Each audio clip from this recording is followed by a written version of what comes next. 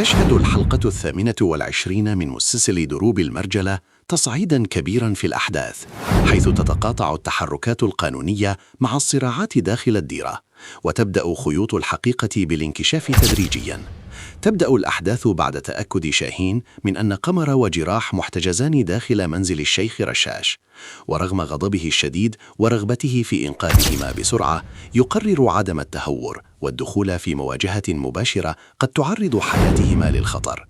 بدلاً من ذلك يتجه إلى الجهات الأمنية ويقدم بلاغاً رسمياً مدعوماً بالمعلومات التي جمعها، وبعد مراجعة البلاغ تصدر النيابة قراراً عاجلاً بمداهمة وتفتيش منزل الشيخ رشاش بحثاً عن المختطفين.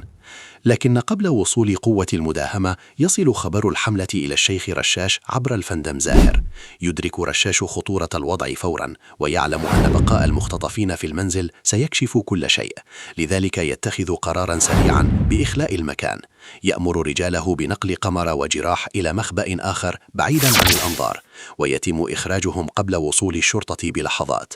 عندما تصل القوات الأمنية وتبدأ عملية التفتيش، لا تعثر في البداية على أي شخص داخل المنزل، مما يثير الشك بأن المعلومات قد تسربت مسبقاً. لكن أثناء التفتيش يعثر أحد الضباط على سلسلة قمر في إحدى الغرف، وهو دليل مهم يؤكد أنها كانت موجودة في المنزل. هذا الاكتشاف يمنح شاهين دليلاً مادياً قد يساعد لاحقاً في إثبات تورط رشاش أمام القانون ومواصلة التحقيق للوصول إلى مكان المختطفين. وفي الديرة تتصاعد الأحداث أيضاً، حيث تقرر حسناء كشف الحقيقة كاملة أمام الشيخ صقر. تخبره بأنها سمعت بنفسها مساعد وهو يتواصل مع فزاع وينقل له أخبار الديرة، مؤكدة أنه الجاسوس الحقيقي الذي تسبب في كثير من المصائب. يقع الخبر كالصاعقة على الشيخ صقر، الذي يشعر بصدمة كبيرة من خيانة أحد رجال الديرة. يغضب بشدة ويأمر بإحضار مساعد فوراً للتحقيق معه أمام الجميع، مؤكداً أن الخيانة لن تمر دون عقاب. في خط آخر من الأحداث يبدأ مهاوش بالتحرك بعد أن ازدادت شكوكه حول علاقة الدكتور رشدي بالشيخ رشاش. يقرر مراقبة تحركاته وتحركات الدكتورة حنان لمعرفة ما إذا كان رشدي حلقة الوصل بين رشاش وبقية المتعاونين معه. هذه المراقبة قد تكشف معلومات مهمة تقود إلى مكان رشاش أو إلى المخفيين.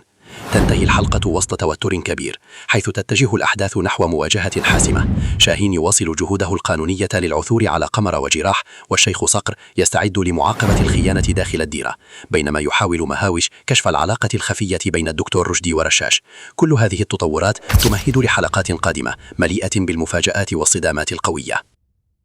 في الحلقة القادمة من دروب المرجلة سيتم مداهمة بيت الشيخ رشاش من قبل رجال الأمن، حيث سينقلهم فزاع إلى مكان آخر، سينقل جراح وقمر، ولن يتم العثور عليهم.